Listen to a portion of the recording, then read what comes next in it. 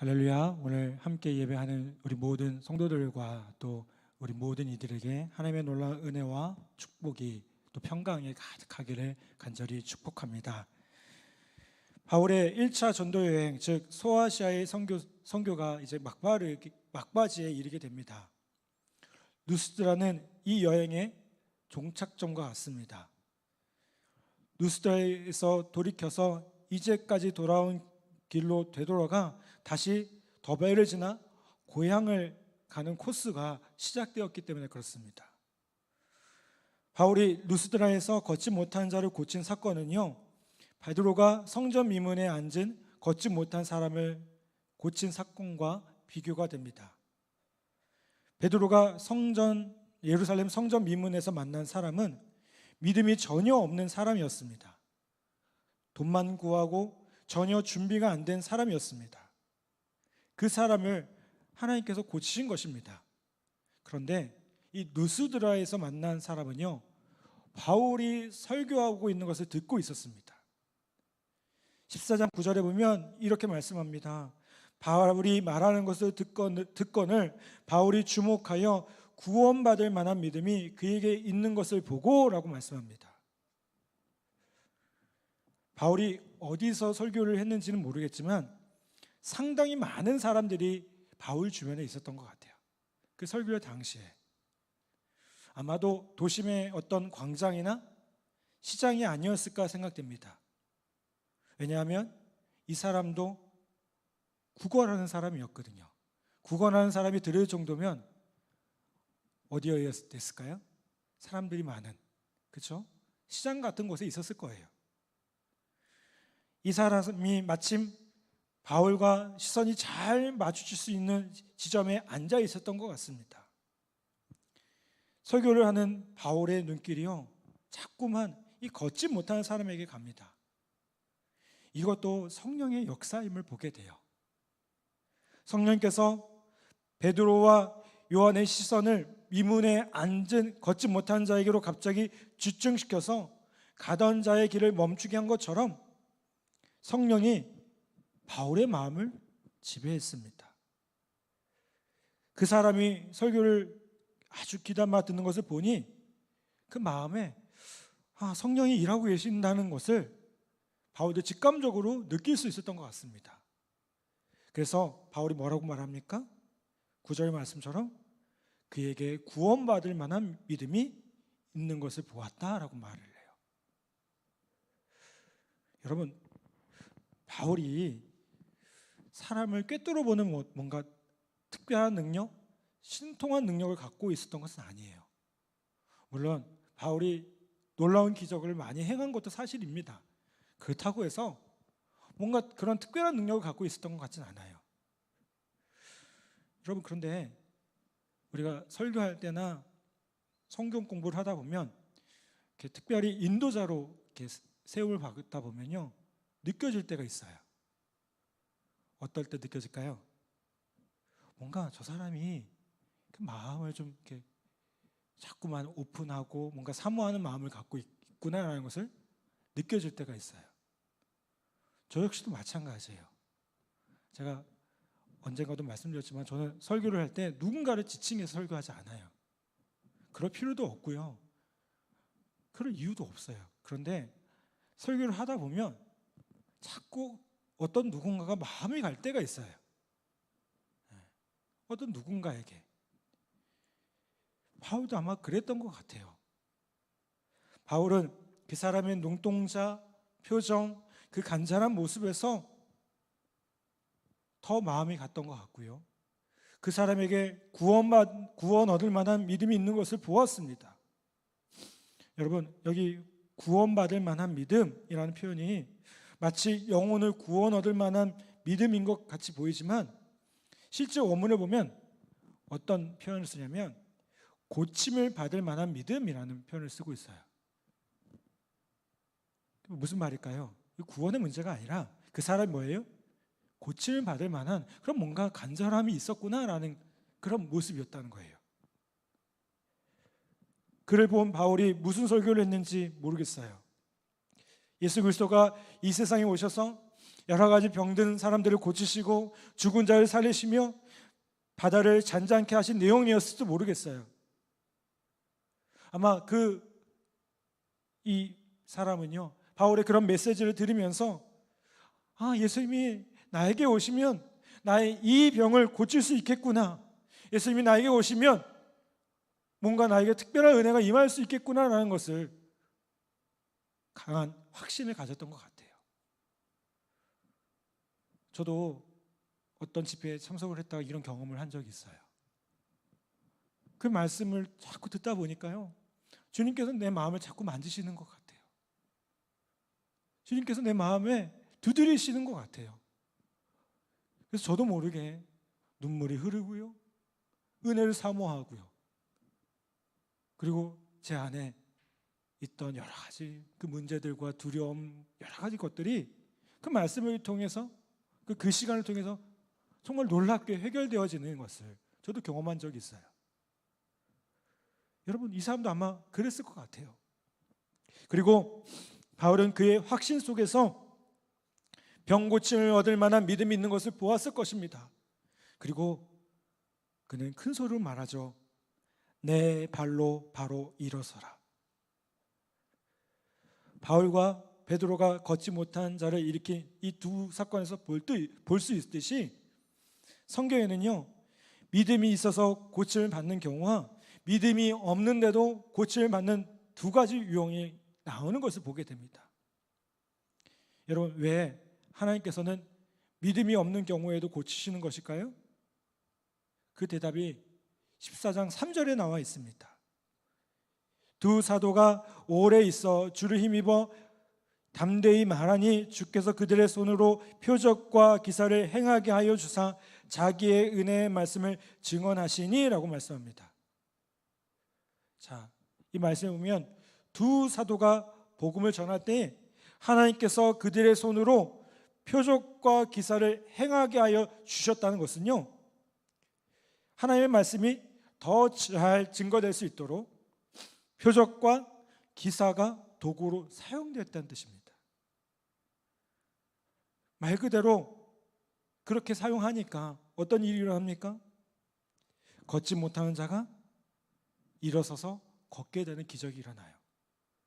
고침받는 역사가 일어납니다. 그리고 그 후에 어떤 일이 일어났을까요? 거기 장 안에 있던 사람들이 모여서 이 바울과 바나바를 완전히 신혼격화시키는 일이 일어나요. 신처럼 모시는 일이 일어나기 시작해요. 처음에 이 바울과 바나바는요, 무슨 일이 벌어지고 있는지 제대로 알지 못했습니다. 왜 그랬을까요? 아마 그들이 사용했던 언어가 좀 달랐던 것 같아요. 여러분, 우리도 보면 제주도 가서 이렇게 대화를 하다 보면 분명히 같은 한국 사람인데 우리가 제주 사람들의 말을 잘 이해하지 못하잖아요.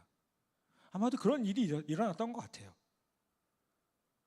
당시 사람들은요, 자기 지방말과 공통의 헬라어를 사용했어요. 그런데 그들은 아마 자기 지방말로 일상적인 대화를 하면서 자기 고장의 말로 했을 것이라는 거예요. 그리고 이 사건에서 참 재미있는 게 뭘까요? 그들이 바나바를 제우스로, 바울을 헤르메스로 지칭했다는 겁니다. 자, 제우스는 어떤 신입니까? 고대 그 그리스 로마 신화에 보면 최고의 신이잖아요, 그렇죠? 그리고 헤르메스는 그의 아들 전령자로 나옵니다. 그러니까 바나바는 뒤에 쫙 있고, 앞에서 누가 얘기하고 있어요? 바울이 얘기하고 있으니까 바울이 앞에서 말하는 그 전령과 같은 선포하는 역할을 하는 게 바울이었던 것 같아요. 그래서 사람들은요, 기회가 있을 때마다 말하는 바울을 보고는요, 바나바의 대변자로 알았을 것이라는 겁니다. 이런 일이 일어나니까 바울이 이제 14절에서 어떻게 얘기합니까? 보면 이렇게 얘기하죠. 두 사도 바나바와 바울이 듣고 옷을 찢고 무리 가운데 뛰어 들어가서 소리를 질러라고 얘기합니다. 사람들이 모여서 이제 바울과 바나바를 높이려고 합니다. 하나는 제우스로, 하나는 헤르메스로 높이려고 해요. 그렇게 높이면서 제사를 지내려고 하니까 바울과 바나바의 태도를 보십시오. 어떻게 합니까? 얼마나 당황했는지요. 옷을 찢고요, 군중 속으로 뛰어들어갑니다. 그리고 뭐라고 해요? 적극적으로 말려요. 왜 말렸을까요? 여러분, 걷지 못한 것을 고친 신이 바울입니까? 아니에요. 그렇죠? 아니에요. 바울과 바나바가 지금 그것을 분명히 하고 있다는 겁니다. 바울과 바나바가 고친 게 아니라 하나님께서 하신 거예요. 두 사도가 알고 그랬던, 모르고 그랬던, 그래서 하나님께서 받으셔야 할 그 영광을 자신이 받는다면 그것은 하나님 앞에 큰 죄가 되었을 것입니다. 그래서 바울과 바나바는 어떻게 해요? 들어가서 옷을 벗고 옷을 찢고 들어가서 말립니다. 여러분, 우리 주기도문의 마지막을 한번 생각해 보겠습니다. 뭐라고 나옵니까? 나라와 권세와 영광이 영원히 아버지의 것입니다 라고 고백을 해요. 여러분, 나라와 권세와 영광이 누구에게 있습니까? 하나님 아버지에게 있는 거예요. 나에게 있는 게 아니에요. 누군가에게 있는 게 아니에요. 하나님께 있는 거예요. 영원히 아버지께 있는 거예요. 여러분, 우리가 신앙생활 하다 보면 자꾸 우리 안에 이런 교만함이 들 때도 있어요. 어떤 일을 하다 보면 뭔가 잘 돼요. 어떤 일을 할 때 뭔가 성공한 것 같아요.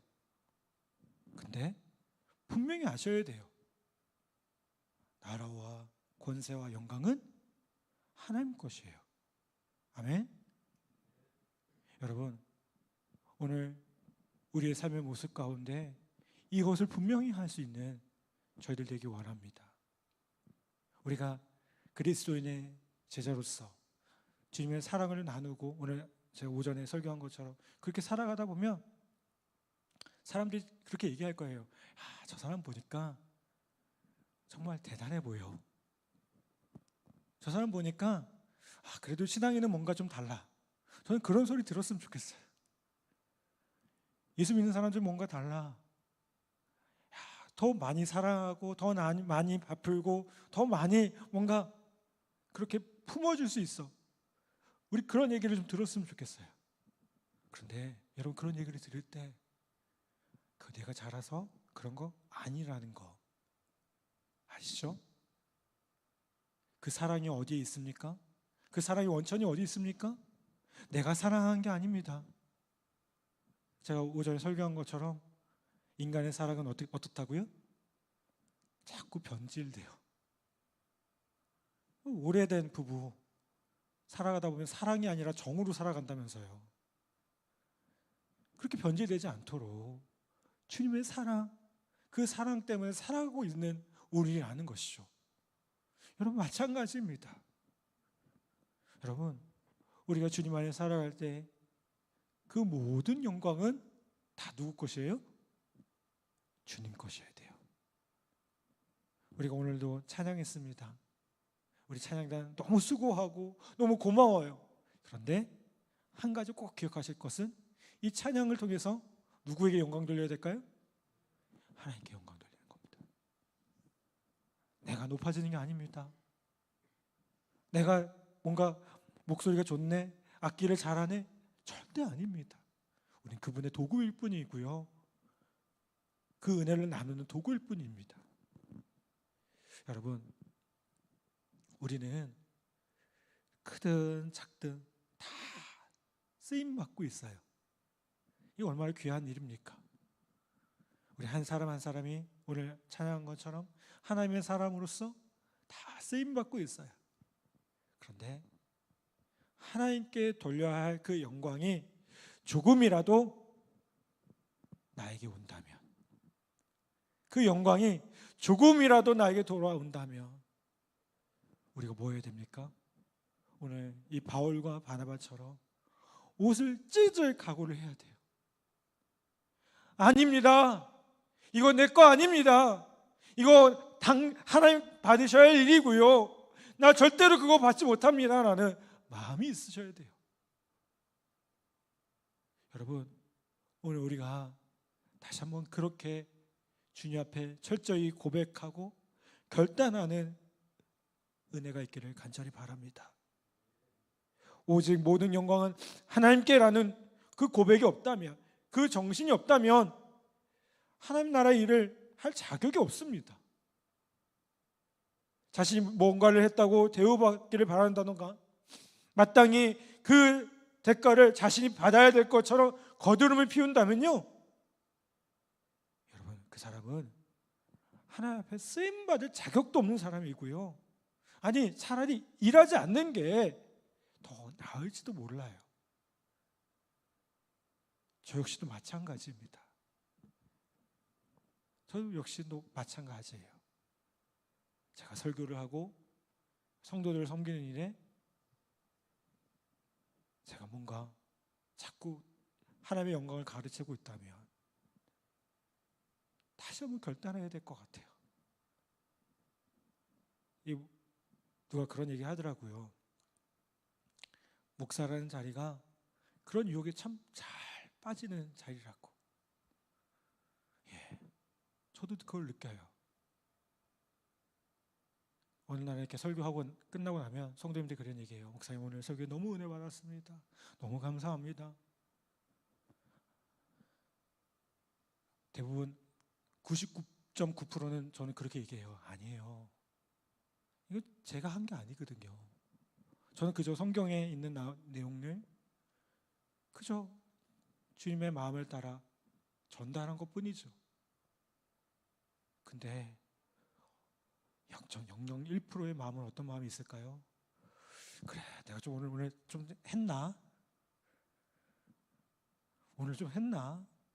오늘 설교가 좀 홈런 좀 쳤나? 병살 아니고 그래도 홈런 쳤나 보네. 이런 마음이 들 때가 조금 있어요. 솔직히. 아주 솔직히.